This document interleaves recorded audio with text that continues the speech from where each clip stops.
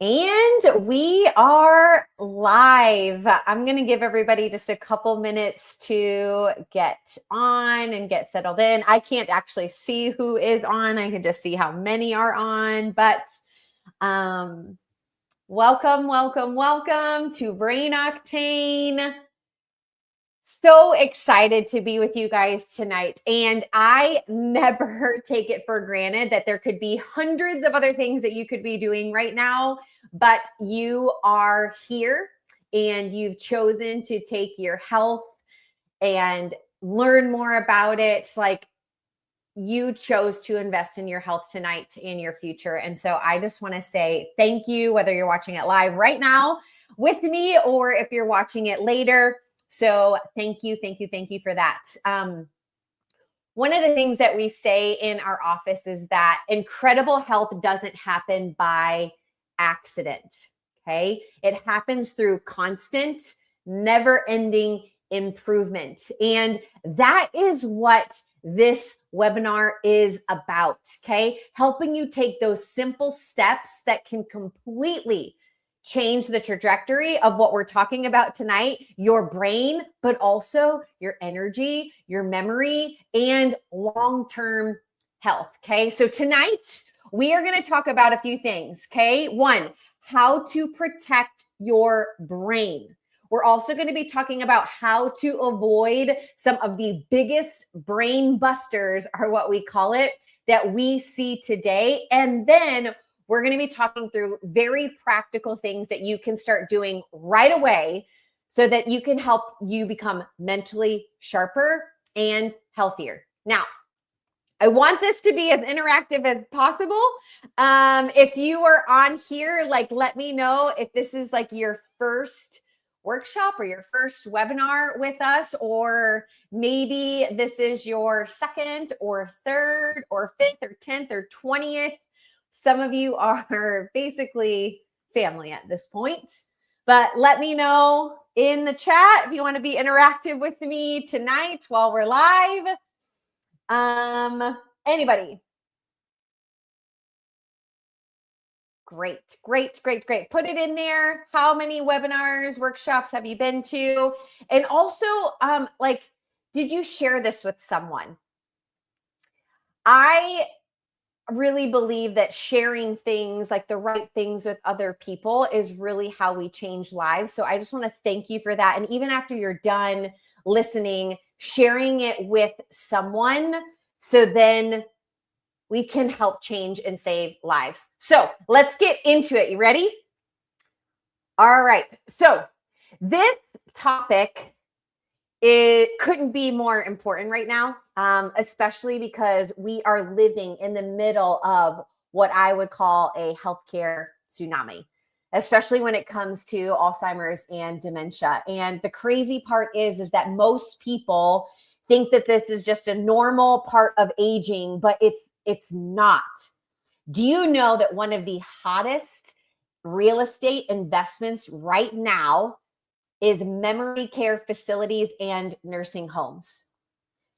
And I don't know about you, but that wakes me up a little bit. The biggest and hottest real estate investments right now.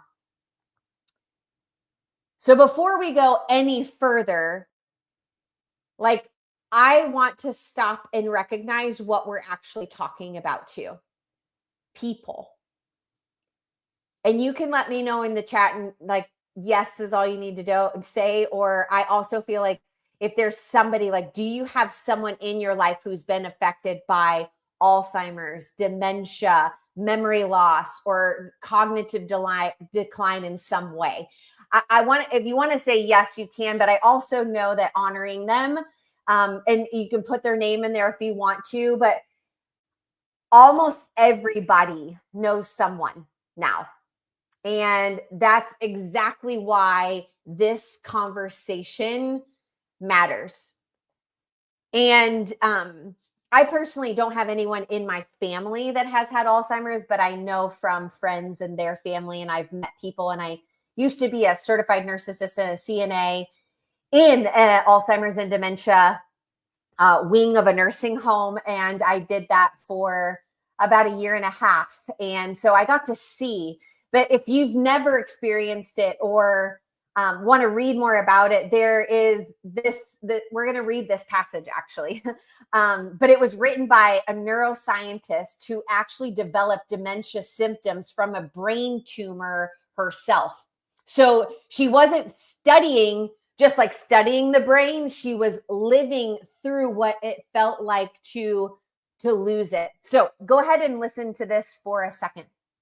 This is a part of the book, and it says, there were times when her brain was at the nadir of functioning, and nadir means like the lowest point of functioning, that Lipska could barely make dinner. She insisted on it anyway because she'd always been proud of her cooking. But in the summer of 2015, nothing made any sense. She couldn't recall the proper proportions, and she was convinced her family was hiding the pots and cooking spoons. She served strange meals in rages, and she and her husband sat and ate, no matter how it tasted. Gorski told me that he missed her terribly, even as she sat across from him. She became impatient and angry, yelling at him and her beloved grandson. She became suspicious of a physical therapist walking out in the middle of a visit. She found it difficult to understand newspaper articles. She lost her empathy, bringing her husband and daughter to tears with her coldness and anger. And while driving, she nearly hit other cars on the highway drifting past her lane. She drove over a high curb to get out of a parking lot because she couldn't figure out how to fit through the exit, and she blamed whoever constructed such a lousy exit. She noticed her family members talking about her, but could not grasp that they were concerned. Instead, it fed her paranoia. She was certain she was fine. It was everyone else who was acting crazy.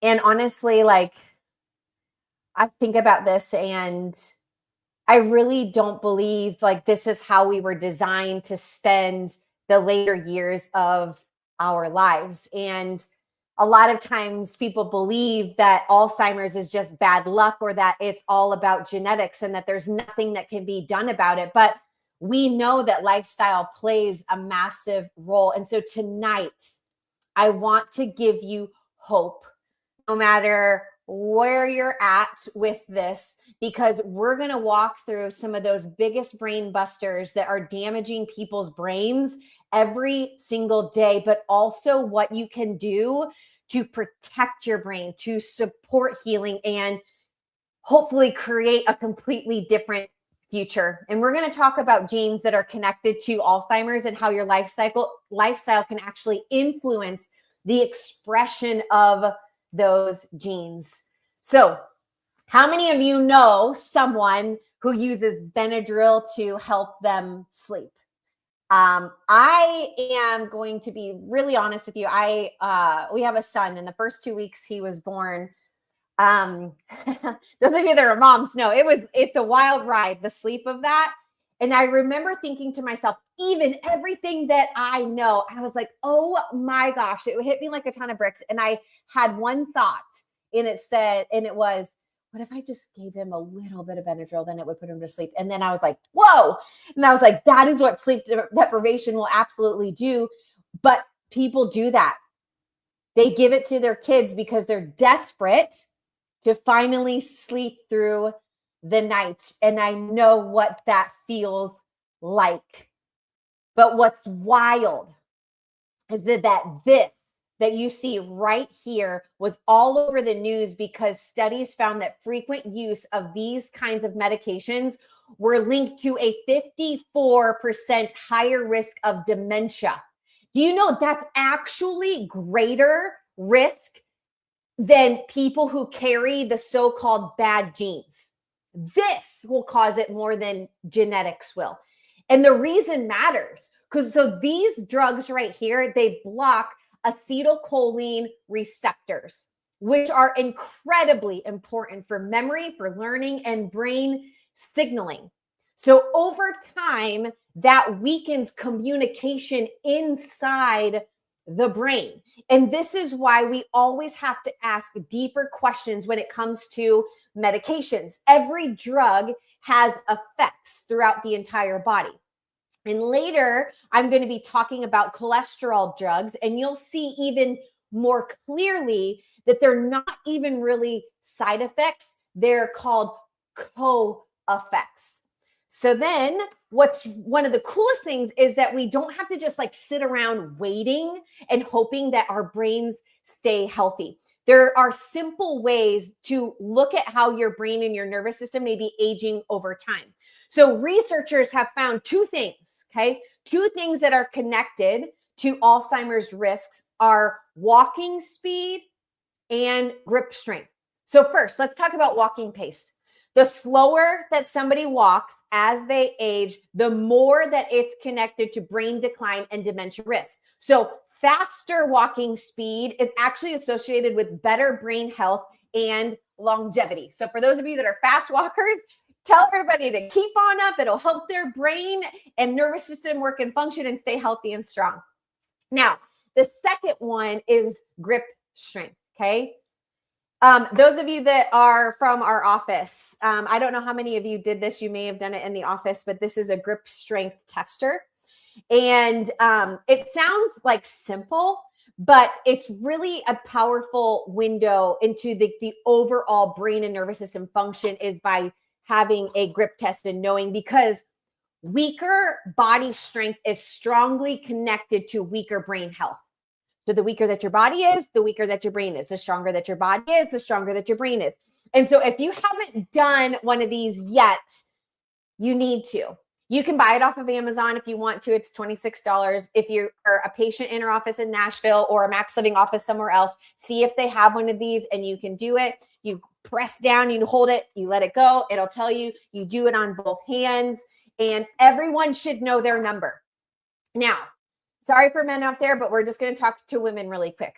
What researchers found is pretty crazy. The people with the weakest grip strength were up to 72% more likely to develop dementia compared to the strongest group. So you can see what you are right here when it comes to that. So if your score though lands in the yellow or like orange brown area, we want to change that. And the reason that this matters so much is because the grip strength is a really good reflection on your overall muscle strength in your body and your brain health, okay? Weaker muscle strength connected to smaller brain volume.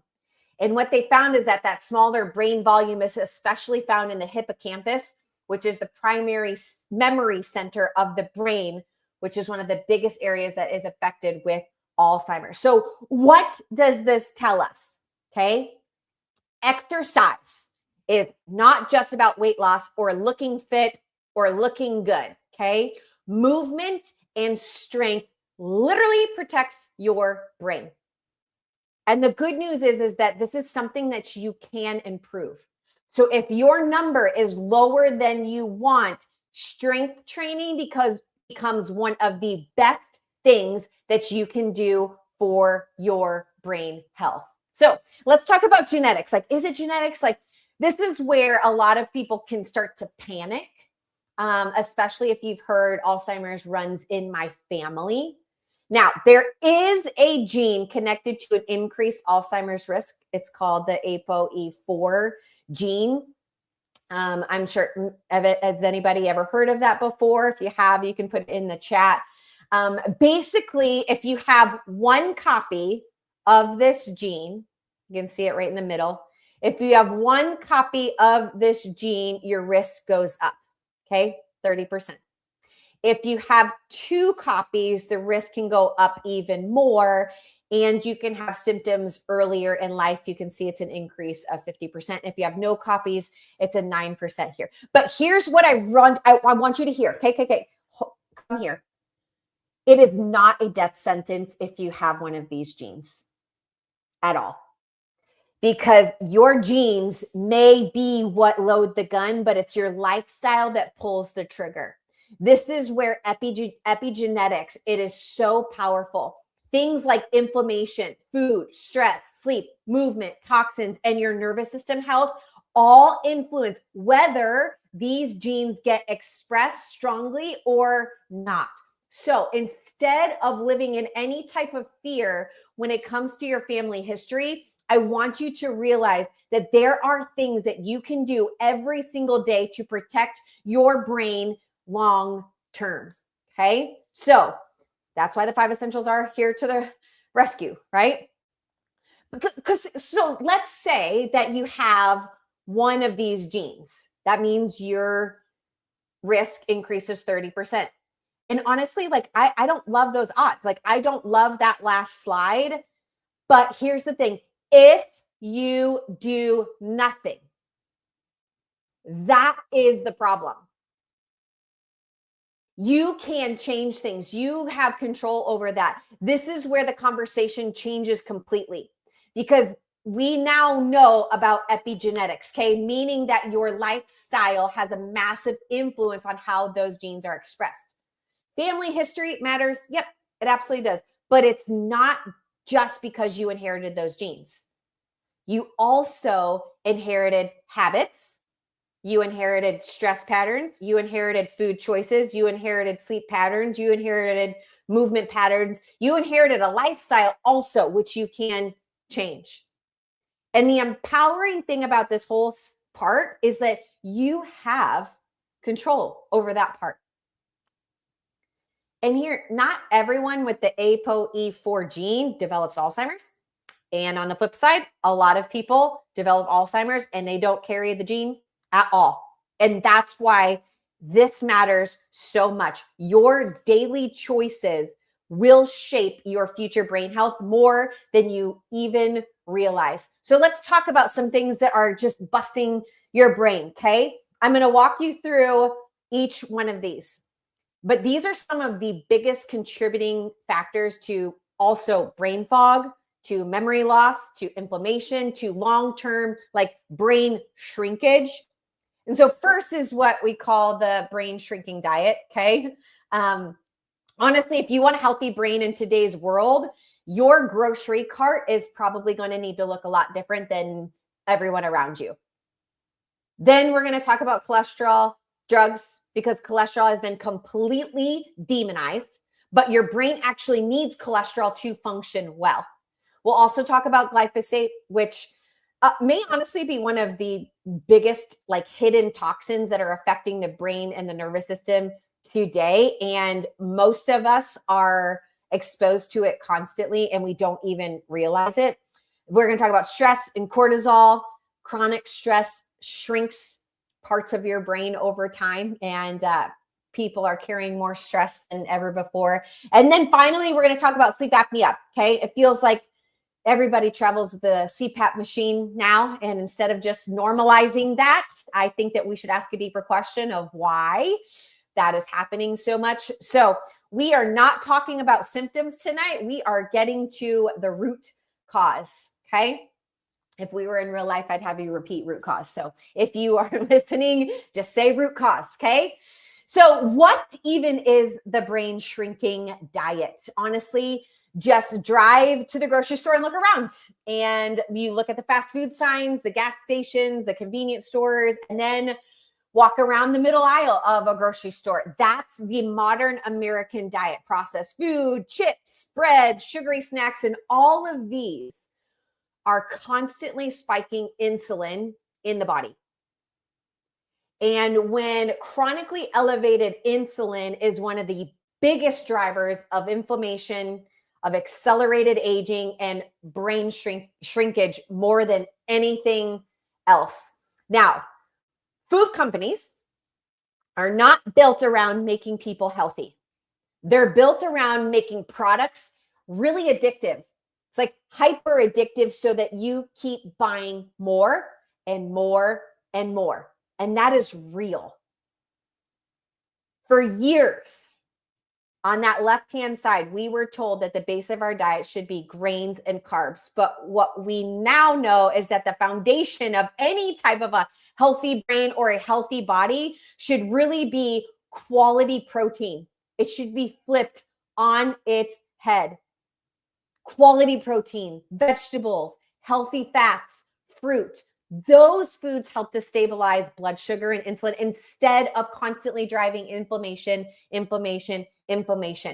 honestly, I know that I've done my job is when your pantry starts to look more like mine does. And it looks more like that upside down triangle. Because you guys know this too. It's not because you're not informed. Like, it's not because we don't have enough information out there that's telling us this. What the problem I think with this is that it's just information overload. Like, should I be keto? Should I be carnivore? Should I do Whole30? Like, should I eat an avocado, or will it cause a histamine response? Like, broccoli I thought was good. Can I not eat broccoli anymore? And kale. And you're like, I'm so confused. I don't know what to do.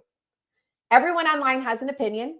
And so we try to simplify things and make it super, super practical with our Max Living nutrition plans. Now, first, one of the easiest grocery store rules that you can follow, and a lot of you have already heard it, but you have to shop on the outside edges of the store as much as possible. What's usually in all of those middle aisles, right? Soda, chips, candy, ultra processed. So it's not even processed food anymore. There's ultra processed snacks, boxed foods, all the stuff that lasts for 14 years on the shelf that probably shouldn't actually live in your body. So the outer edges, right? That's where you typically find the real food, produce, you find meat, you find eggs, you find healthier dairy options, things that actually nourish your brain and your body. Now, obviously, there are exceptions, okay? But if you simply start spending more time around the edges and less time in the middle aisles, you are already making like a huge, huge shift for your health. So I was talking about these Max Living nutrition plans, and shoot, I forgot the book. That's all right. I'm going to put the link in there. But there are 2 nutrition plans that we use in our office and across Max Living because we want to make this feel super practical and not overwhelming. So the core plan, this is really your lifestyle plan. It's for healthy families, prevention, energy. It's for building long-term health in your body. The advanced plan, though, is more therapeutic, okay? That's the one that we use when somebody is trying to heal from things like inflammation or blood sugar issues or weight loss resistance or hormone issues or high blood pressure or any type of like chronic health condition. We will put them on advanced plan. So if you're actively trying to reverse or overcome something in your health currently, that's where we're typically going to start as the advanced plan, and then transition more into the core plan for long-term health. And I know tonight is a lot of information. So if you're sitting there thinking like, okay, but like, what do I actually eat like on these? And that's exactly why we have what's called the 5 Essentials book, 5 Essentials to Real Health. And we want to make this super, super simple to follow at home. If you are a patient in our office, you should have one. I'm going to put the link. If you don't have one of the books, you can get one of the books online, or you can buy it in our office if you are here in Nashville. I'm going to post it right into the comments so you can see it there. Great. But wanting to make it super simple, there's recipes inside of there. It goes through what foods to eat, what foods to avoid in both the core plan and the advanced plan. Makes it super simple, lays it out, meal plans. Awesome.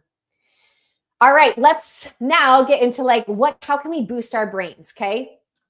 Especially when it comes to nutrition. So omega-3s, okay? Omegas, some of the biggest ones, especially DHA, EPA. These healthy fats help to reduce inflammation, support your brain function, protect your brain as you age.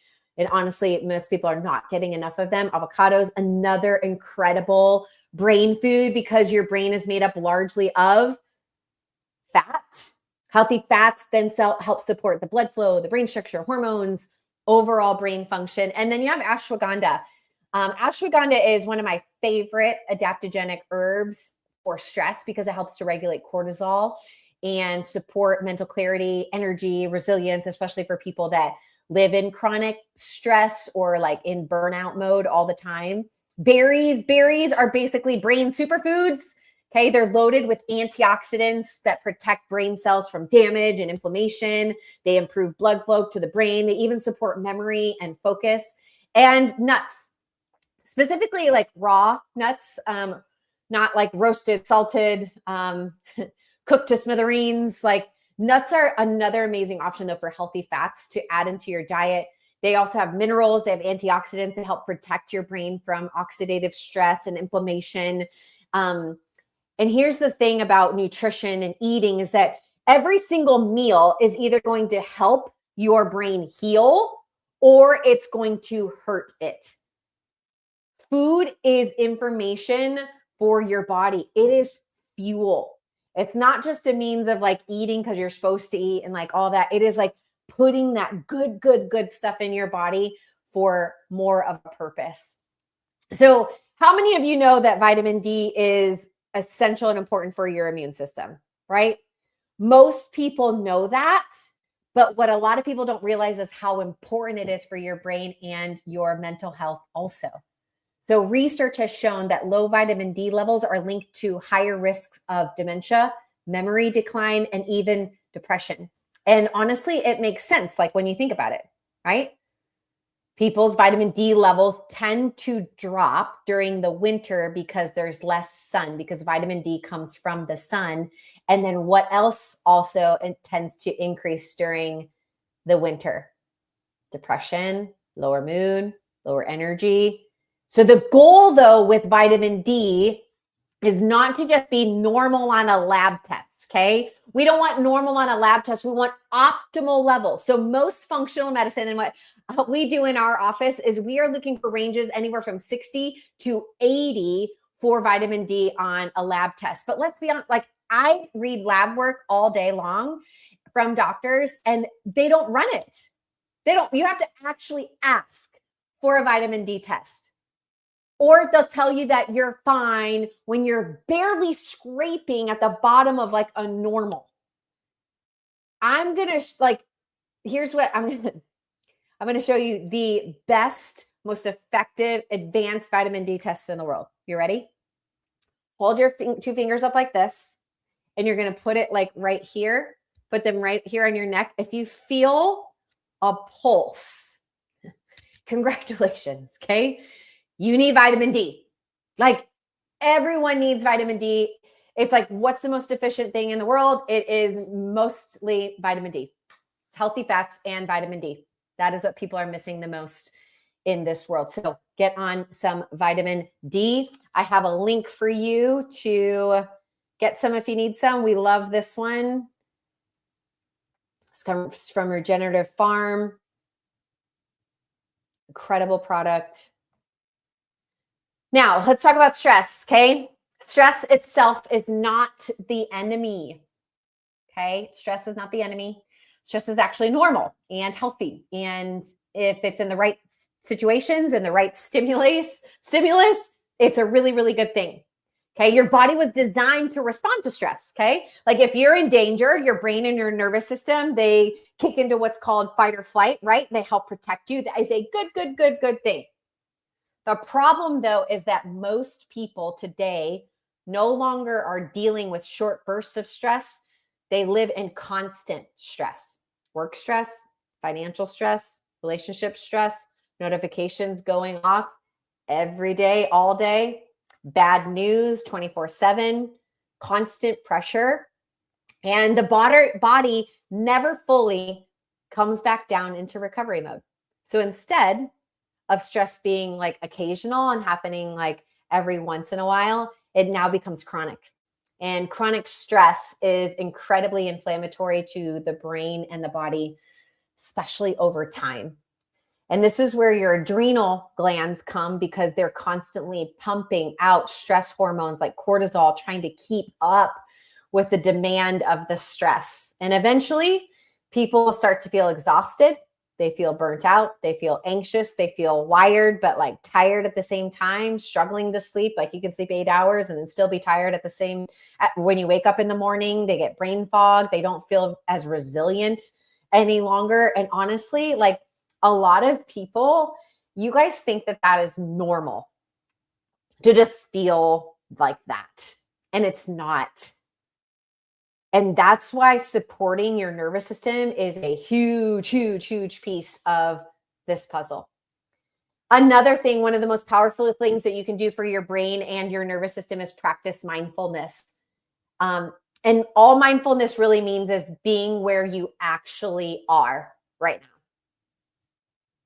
I listen to people do webinars and stuff before and podcasts, and I've been on calls, and I'm doing like 700 other things, and I'm not here to judge or shame, but it's like you're probably doing it right now as you're watching this, and not like you don't want to be mentally living 10 years in the past, in the future, or even in the past, like stressing about problems that haven't even happened yet, or things that have happened in the past, or replaying it over and over and over again.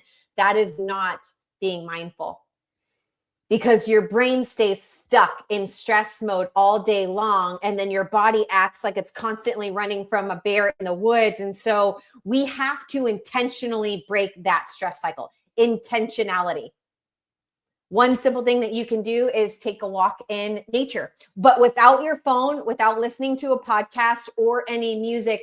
Gosh, and even if it's just for a few minutes, it resets, it recalibrates. Listen to the birds. Pay attention to what's around you. And the second that you become present, your nervous system starts to calm down. Another one is mindful eating. Most people inhale their food. I have, and sometimes still do. I also you can scroll on your phone, you can watch TV, you're multitasking while you're eating. Slow down. Slow down. Chew your food more. Taste it. Be present while you eat. And one of my favorites, of course, is gratitude. Every morning or every night. Mornings are great because it starts your day off good. Writing down 3 things that you're grateful for right now. Gratitude literally shifts your focus, and it changes the stress chemistry, like the chemistry of your entire body. And you really can't live in gratitude and panic and stress at the same time. It's impossible. And lastly, give yourself some grace. Give yourself some grace. Seriously, though, if you had a friend who talked to you the way that some of you talk to yourselves, you probably wouldn't stay friends with them very long. A lot of people are constantly criticizing themselves as well, pushing themselves, feeling like they're behind, not enough, failing somehow. I have that feeling like as a mom too now. It's like, am I failing as a mom? Am I playing with him enough? Am I doing all of this? And I have to say, whoop, I have to take those thoughts captive because they come. And if we're not aware of them, they start taking over. And that kind of stress and self-talk and self-criticism takes a toll on your brain and your body too. And healing doesn't usually happen through shame. It happens through awareness. It happens through consistency, and it happens through compassion. So maybe one of the healthiest things that some of you can start doing is less self-criticism and a little more kindness and compassion to yourself. And if that's all you came on this webinar to hear, that is enough. So let's talk about this, like the issue about stress. It's not, are your adrenals under an attack? Because we talked about that stress isn't the problem. It's that people never come out of the stress mode. And your adrenal glands were designed to help you handle stress temporarily. But now with stress nonstop all day, our adrenals never take a break. Our nervous system never takes a break. So they keep pumping out this cortisol, trying to keep up. But then eventually you start feeling all of these effects. You start craving salt, overly emotional. You can see all of them there. I don't need to read them to you, but you realize that this is your body. Your body is waving a white flag in surrender. It is like, I am done. And that is what these symptoms are. And some of you, it's been waving for a really long time. And you keep ignoring it, or medicating it, or shoving it down, or even hoping that it'll just get better. So if you look at these symptoms right now and you think, yep, that's me, you have to begin supporting your adrenal health and the stress response that your body is currently under. It is really important. It is like mayday, mayday, mayday, that if this continues on, it's not going to be good down the road. And this is what I want to talk about, of like, how do you do this? Like, if you saw yourself in those last symptoms, supporting your adrenals matter more than you realize. And ashwagandha is one of the most researched adaptogens for lowering cortisol and helping the body handle stress better. And studies have shown that it can significantly reduce stress hormone levels and improve the resilience. And then you have rhodiola. And rhodiola is amazing, especially for people that have a feeling of like burnout or fatigue or brain fog, or like you can't quite focus like you're supposed to, because it helps support mental performance and energy without overstimulating the body. And B vitamins are huge, because when you are chronically stressed, you burn through B vitamins. It's like they constantly are continuing to be metabolized by your body. And if your body is constantly in that stress mode, you need more of these nutrients to then support energy and mood, your nervous system, and your health in general. And then cordyceps. Cordyceps are another powerful adaptogenic mushroom, and they help to support energy production and adrenal function naturally. And what I love about adrenal balance is that a combination of all of these, because a lot of times you have to take them separately. And I don't know about you, but I ain't trying to take like 45 supplements. And if I can take one that has all of them combined into a capsule, I'm going to do that instead. So this combination is one of my favorite supplements to give to people who feel exhausted, they're overwhelmed, they're mentally drained, they feel like they're stuck in that survival mode. I give them the adrenal balance. It's absolutely incredible. And of course, I'll put it in afterwards. So go back into the comments and it'll be inside of there. This one is a really important supplement, especially those of you that are just like, you're actually maybe beyond some of that. And you're like, I am losing a lot. My memory isn't quite what it needs to be. Like you're struggling, like just bad with focus and mental clarity. This is a supplement that you need to be on. It's called Kingdom Health. It's Kingdom Health Sciences. It's called Memory. Because when your brain and your nervous system are stuck in survival mode all the time, it becomes really hard to think clearly and remember things well, stay focused, feel mentally sharp. And so the ingredients in here, it's KSM 66 ashwagandha. So it's a special type of ashwagandha. And this is super, super supportive for a healthier stress response, especially helping those that like you just feel like cognitively, like you're not clear, you're not who you used to be. And then you have added in there things like fermented turmeric and ginger and galangal, which can help calm inflammation and in your body and your brain. Because like at the end of the day, brain health is not just about the memory, but it's about lowering inflammation and balancing stress and supporting the nervous system and helping the brain feel safe enough again to then function like it's supposed to. So I will put this one in there as well. If you have any questions, you can post them always in the comments and I will answer them. Okay, we're closing in here. So Monsanto, now we're talking about something that most people are exposed to every single day and you don't even know it. And that is glyphosate, okay? Most of you know, but if you don't know, glyphosate is the main chemical that is used in many like weed killers. But the problem is that it doesn't just stay on the weeds, right? So it ends up in the soil, it ends up in the water, it ends up in the food supply, and ultimately in our bodies. And that even though you don't see Roundup like stacked all over the shelves like we used to, glyphosate is still heavily sprayed on conventional crops, vegetables, corn, wheat. And this matters because research is still continuing to be done and it continues to raise concerns because of its impact on inflammation in our gut microbiome, in our hormones, and our neurological health. So tonight, though, it is not about fear. I don't want you to be afraid of anything. It's about awareness, because once you understand this and know better, you can start making better decisions. And so this is where you can see it. Okay. So it started getting some national attention when lawsuits against Monsanto started to expose like the effects of people's bodies on glyphosate and Roundup. And one of the biggest cases was a school groundskeeper. His name was Dwayne Johnson, and not Dwayne the Rock Johnson, but his name was Dwayne Johnson, who developed non-Hodgkin's lymphoma after repeated exposure to Roundup.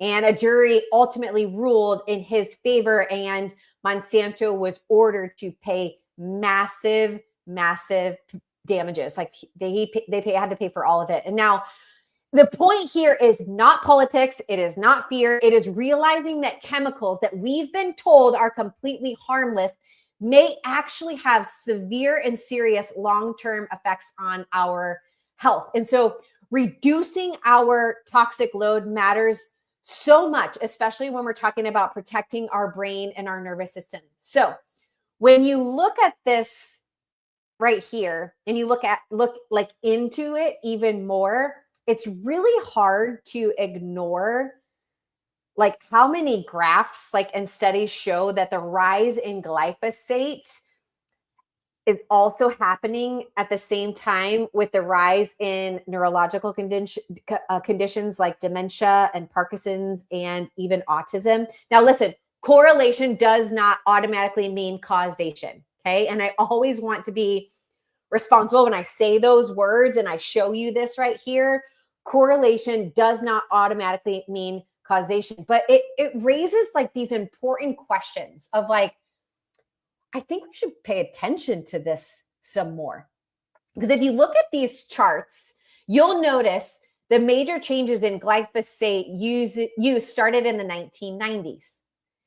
And around that same time, we began to see huge increases in chronic neurological and inflammatory conditions. And now we're starting to see even more emerging research looking deeper into this connection right here.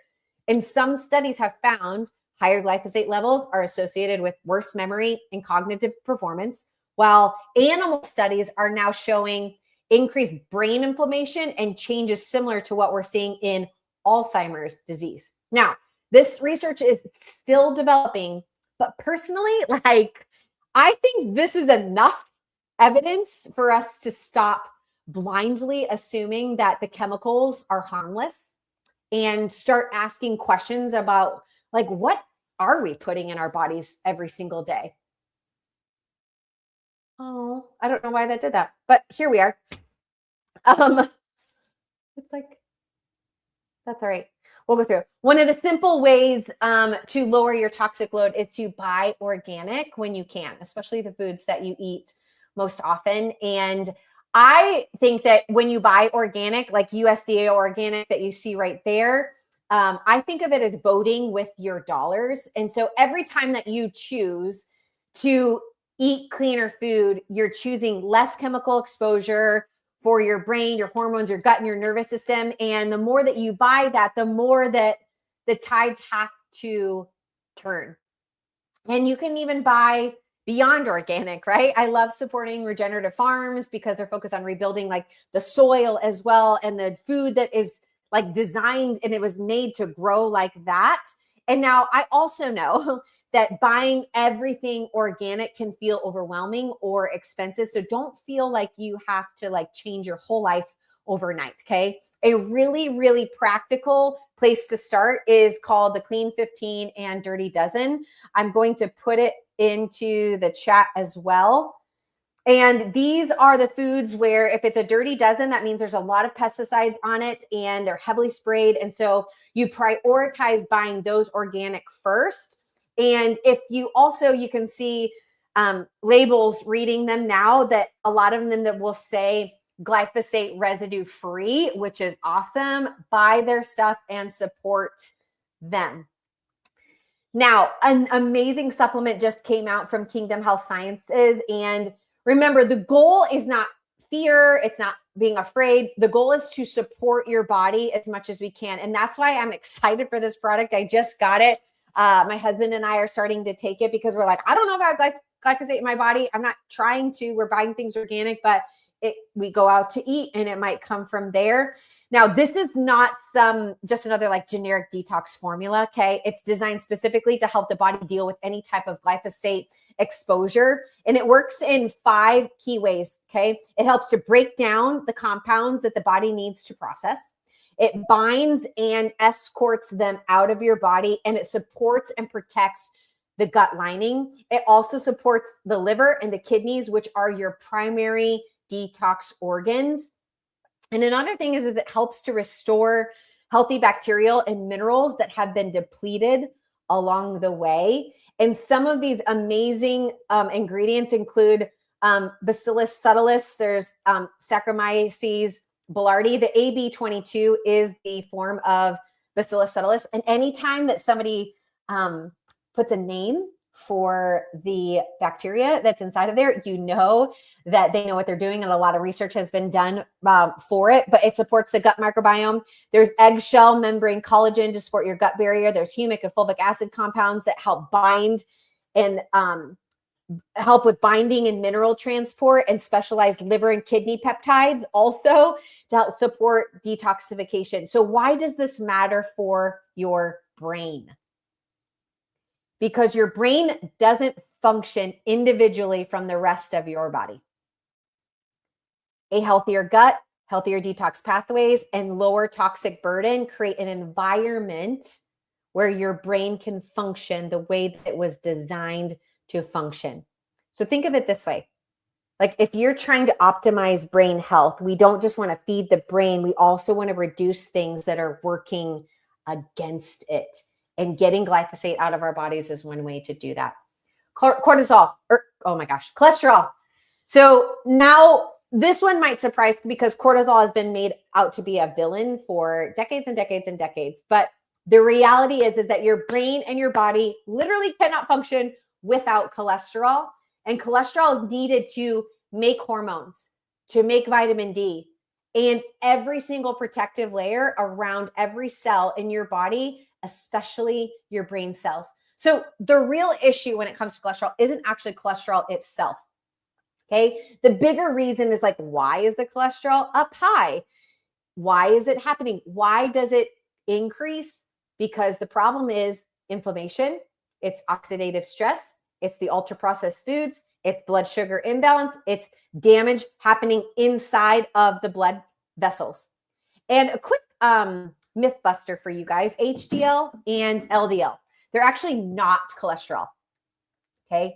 They're lipoproteins, fat proteins, and they transport cholesterol through the body. LDL, okay, LDL, also known as like your bad cholesterol, it acts like a repair truck, bringing cholesterol to areas that are damaged and inflamed. HDL carries it back out. So instead of just asking like, is cholesterol high? We should be asking like, why is the body feeling this need to send more repair material to those areas in the first place? Your body's incredibly intelligent, and it's constantly trying to protect you. So then when cholesterol is high though, raise your hand if you've ever been told that your cholesterol was high and the very first recommendation was a statin medication. And listen, I'm not saying there is never a place for medications, but what's frustrating is that many people are never first walked through nutrition, inflammation, movement, stress, sleep, or any type of lifestyle factor before jumping straight to a prescription. Because statins don't just lower cholesterol. They also affect other important pathways in the body, including things like CoQ10 production. That is important for energy, heart health, and brain function. And this is why I said earlier that these are not just side effects. They are co-effects. Like when you block one pathway in the body, other things are affected downstream. Let me show you. And again, like this is not about fear. It's about understanding how the body actually works so that you can make informed decisions and address the root cause instead of chasing numbers on a lab test. So if we zoom out, you can see this is the process that your body goes through with cholesterol, making cholesterol, what a statin medication does. Your body is so intelligent. It is so smart. Like you grew from 2 cells into trillions of cells. Every second, your body is repairing, it's replacing, it's healing, it's adapting, it's detoxifying, and it's keeping you alive without you even thinking about it. So when we talk about cholesterol, we have to remember that this pathway, it exists for a reason. When you block and you have HMG-CoA reductase inhibitors, which are statins, and you block that pathway to lower cholesterol, yes, like cholesterol numbers may go down, but they're also going to go down too. I remember one of our patients, he came into the office and we're sitting here and he goes, like, I can't remember people's names. I just don't understand what is happening. And I just had like a straight download and it was like, did you get put on a statin? And he goes, yeah, like a couple weeks ago. And I was like, there it is. I'm like, that's exactly why you are not. I'm like, did they tell you to also get on CoQ10 to like balance the aspect of like that it's cutting it all off and then you don't get that? And then like these aren't random side effects, right? They're very predictable co-effects, especially when you're going to block an important pathway to the body. Now, listen, I am not telling anyone to stop their medications tonight. Nope. What I'm saying, though, is that we need to address why cholesterol became dysregulated in the first place. Because things like nutrition and exercise and reducing inflammation and blood sugar and all of that, they have a huge impact on cholesterol markers naturally. And honestly, like that's exactly why we do the advanced plan too. It is so powerful, especially with people that are struggling with this. And if doctors do talk about changing your diet for cholesterol, what's usually the first thing that people are told to avoid? Fat. But over the years, like more and more research and even cardiologists, you can see right here, doctors and cardiologists, they've started to question whether like cholesterol and saturated fat were really the root cause all along. You can see Dr. George Mann, like he helped lead what's called the Framingham Heart Study. It's one of the most famous heart studies out there. And he later became one of the biggest critics of the idea that cholesterol alone causes heart disease. And you can see cardiologists right there, Steven Sinatra, he talks a lot about inflammation and sugar and processed foods, and metabolic dysfunction may play a bigger role than people originally thought. Now, I always want to be like balanced here because heart disease, Alzheimer's, dementia, like everything that I'm talking about, like is complex, okay? There's no one single villain or problem, but what I do know is this. Ultra processed foods, chronic inflammation, blood sugar imbalance, stress, lack of movement, poor lifestyle habits, they are major drivers of disease. And that's why just blaming fat while ignoring everything else has not exactly made America healthier. We have to look at all of it. So what can we do? So if cholesterol is not the main problem, what is? A lot of times it's inflammation. It's figuring out also why is there inflammation, but inflammation is what damages blood vessels. It stresses the heart. It ages your brain and it drives so many disease processes. And so one huge reason that people are inflamed today is, and the cause of that inflammation is because of the balance of fats that are in our diet. They're completely off. And most people are overloaded with omega-6 fats from processed foods and seed oils and fast food and low quality, like grain-fed products. And so we're severely deficient in omega-3s. Your brain loves omega-3s. EPA and DHA help to calm inflammation. They support your brain. They improve your heart health. They support your mood. They support like your cognition. And that's what's really interesting is that the studies of omega-3s have shown benefits far beyond cholesterol numbers like alone. So like you're not taking this to treat cholesterol numbers. Like you're trying to help your body to balance out where it needs to be so then you can improve Like you can also see not only cholesterol going down, but improvement in triglycerides and inflammation and cardiovascular risk, and also like overall metabolic health. So don't be terrified of all fats. Just start focusing on the right fats, the ones that actually support, the ones that I talked about earlier, the avocados. And you saw in the picture, there was like wild caught salmon and pasture raised eggs, and like get good healthy fats like inside of your body so it can support your brain and your health long term. Which one do I take? You just saw this one here. I have it, but I want you to not just go buy a omega-3 because I told you to, because you can go to Costco right now.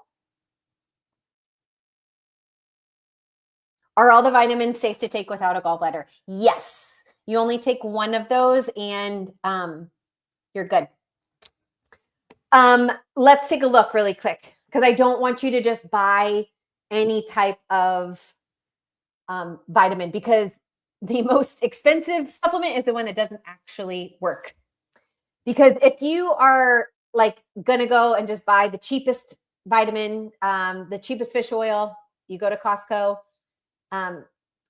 you got to look at some things. This is where label reading becomes super, super important. And you might save a few dollars because it's a cheaper fish oil, but if it only gives you like half of what you need, it says it provides, you can see right here, 300 milligrams of total omega-3 fatty acids comprised of this, where if you go on here, total omega-3s is over 1,000 milligrams. And so you can see, even if you save money, you're not going to get the amount, you're not going to get the quality that you need. So it's not comparing the same thing. So sometimes you think that taking an omega supplement is a good thing because somebody told you to do it, but you're actually getting very little of the active ingredient that makes the difference. And so that's why quality, sourcing, purity, and dosage, they all matter so much. And we are coming into the end. This is a lot, but it's really important. So stick with me, okay? People used to pull laptops if you travel. They used to pull like laptops out for airport security, and now it feels like everybody just pulls out a freaking CPAP machine, right? And sleep apnea has absolutely like exploded, and it's not something that we should normalize at all, because poor sleep affects everything in your body, your brain, your hormones, your blood sugar, your inflammation, the heart health, mood, energy, memory, all of it is affected from sleep. And the scary part is that a lot of people don't even realize how much poor sleep is affecting their body and their health. And because you felt exhausted for so long that it's just become your normal. But if you are not getting quality sleep, your brain never fully repairs and your body never fully heals. Healing happens during sleep, and not just sleep, it's deep restorative sleep. That is where healing happens. And if it is broken, healing is broken in your body too. This is why sleep apnea is such a big deal for brain health. If you have sleep apnea, just like I said, it keeps you out of deep sleep. And when you're in deep sleep, this is where your brain literally cleans and repairs itself. So your brain has something called the glymphatic system, which is basically a waste cleaning system. So like during deep sleep, your brain flushes out toxins and waste products that have built up throughout the day. And what's wild is that this system becomes dramatically more active while you sleep, like especially that deep sleep. Like that is crazy. Like when you are unconscious, like you are not awake, your brain is just doing the thing. It is cleaning itself up. Like how cool is that? That's when things, though, like amyloid plaques, inflammatory waste, they can get cleared out more effectively. So if you are constantly waking up, if you are snoring heavily, if you're not breathing well or never reaching that restorative sleep, that cleanup process gets disrupted. So that means poor sleep doesn't just make you tired tomorrow, like over time, that will affect everything, your brain, your memory, how you think. Sleep apnea is so common, right? And the one that's the most common is what's called the obstructive sleep apnea. And this is where your airway gets blocked during sleep. And anytime we talk about a diagnosis in our office, we always want to ask like deeper questions, like why is that just like falling into the airway? Like, why is that happening? Because listen, yes, a CPAP machine can help somebody breathe better at night because it's forcing the air in so it can go through, but it doesn't necessarily explain why the airway is collapsing in the first place. And so with obstructive sleep apnea, what's happening is the soft tissues in the airway, they lose tone and they begin to collapse, blocking the airway while you sleep. So instead of only like managing and having a CPAP forever, like we should continue to ask, like, okay, so like, why is it losing tone? What is happening there? Why is that tone not where it needs to be? Why is it happening? The body is always giving clues, and our job is to stop ignoring those clues and start looking at them and finding a deeper cause. When you look at why the airway is collapsing in the first place, so muscles, they maintain their tone through healthy nerve communication. So when there's interference that's affecting those nerves, the muscles they control weaken and they stop functioning the way that they're supposed to. And one of the major nerves connected to the soft palate and the airway is the vagus nerve, which comes right through the upper neck area. And this is honestly like why we've seen so many people improve with chiropractic care, because when you restore proper motion and you reduce that interference in the upper cervical spine, the nervous system can function better. We've had patients after getting adjusted sleep better, snore less, wake up more rested, and in some cases, they've even reduced their dependence on their CPAP machine after we correct the neck issues. Excuse me. And that's why we take x-rays so seriously. Okay. We don't guess. We want to actually see if there is structural stress and interference within the nervous system. Now, I think it's because I'm talking so much and I haven't talked this much in a while. So now I want to talk to you like one of the biggest things that I do believe that keeps your brain healthy and sharp long-term. It is your spine and your nervous system. Roger Sperry, he won a Nobel Prize for brain research. And he said that the majority of stimulation and nutrition to the brain comes from proper motion of the spine, especially in the upper neck. And most people think the brain only needs like food and it needs some glucose and it needs some healthy fats. And yes, like all of that matters. But neurologically, that is what your brain is. Your brain depends heavily on the movement and the stimulation coming from your spine. Put your fingers like right here at the base of your skull, right here underneath. These top two vertebrae, okay, they are incredibly important for brain stimulation and nervous system communication. You've probably also heard that like puzzles and learning instruments, they can help stimulate your brain, and they do. But the direct neurological input coming from a healthy spinal motion is even bigger than that. It's huge. I want to explain it like this. Like when your phone battery like is dying, you plug it into the charger, right? Your brain has a charger too. And it is proper motion and function, especially in the upper cervical spine. The problem though is that most people today, you live in terrible posture. You have tech neck, forward head posture.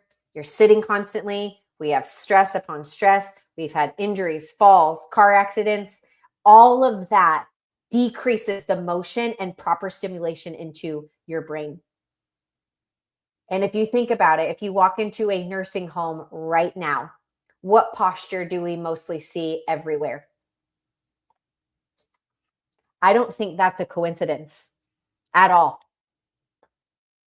One of the biggest problems with that poor upper like neck posture, that forward head posture and spinal misalignments is what it can do to what's called the cerebral spinal fluid, but the flow. It goes like up and around and down, and it continues to go through. And we need that CSF, that cerebral spinal fluid.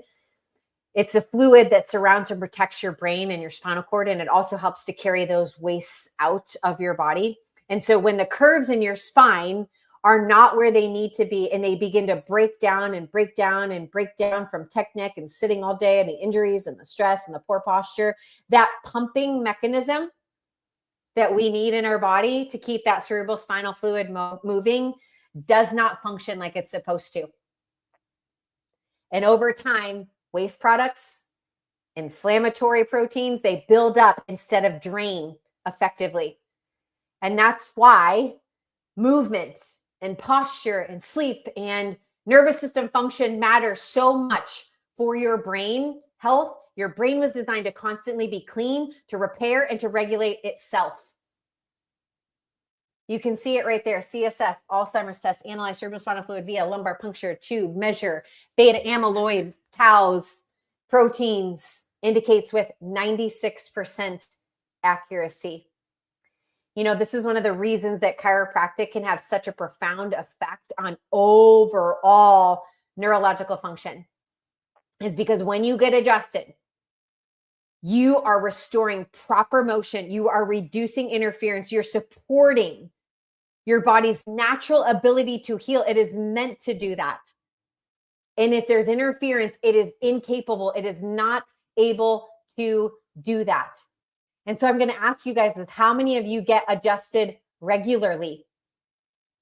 Like one of the ways, especially in the upper cervical spine, it's like an oil change for your brain and your nervous system. And when we adjust the upper part of your neck and we restore motion there, it helps to improve that communication, the stimulation, and that cerebral spinal fluid around your brain. And that's why so many people notice changes far beyond what neck pain is.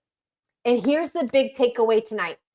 Like, if you have never had your spine and your nervous system properly evaluated, it is one of the most important next steps that you can take, because your nervous system controls every single thing, not just your brain health and what we talked about, but your sleep, your digestion, your energy, your hormones, your immune system, focus, headaches, sinus issues, thyroid problems, posture, balance, all of it. And the most dangerous thing about any type of a dysfunction in the body is that many times there are no symptoms at first. None. And so a lot of people end up with a major health problem that felt fine, and then suddenly they didn't. That's why we cannot base our health on how we feel. We can't base it off of symptoms. Like, we have to look at function. And what controls all the function in your body? Your brain and your nervous system. And that is why we do x-rays. We don't guess, but we actually see what's happening structurally and neurologically. So if you are listening to this and you've never had your spine checked before, if you're in Nashville, get into our office, call our office, Major Family Chiropractic. And I want to really encourage you to take that next step. If you don't live here, go to maxliving.com, maxliving.com, and find an office that's close to you and get your spine checked. Last thing, as we close tonight, I'm going to look to see if there's any questions and answer them, but I just want to remind you of something really important. You know, this conversation that we had tonight, it's bigger than just you. Almost every person listening tonight, or whenever you're listening to this, you know somebody impacted by Alzheimer's, dementia, memory loss, some sort of a neurological decline, which means that the choices that you make going forward don't just affect your future, they affect your family too. And that's exactly why, like, we're doing June Friends and Family. week in support of Alzheimer's Association. And we want to continue this story beyond tonight and help more people get answers and hope and proactive care before it's too late. And so I'm also going to ask you, because some people probably came to mind during this webinar, a parent, a spouse. Maybe I said the snoring thing and you thought of your spouse, a friend, a coworker, a teacher, a neighbor. And if you're in Nashville, invite them to friends and family. Share this link with them. It'll be on YouTube and Facebook right after this. The reality is that most people, they don't need to be more scared or fearful when it comes to this.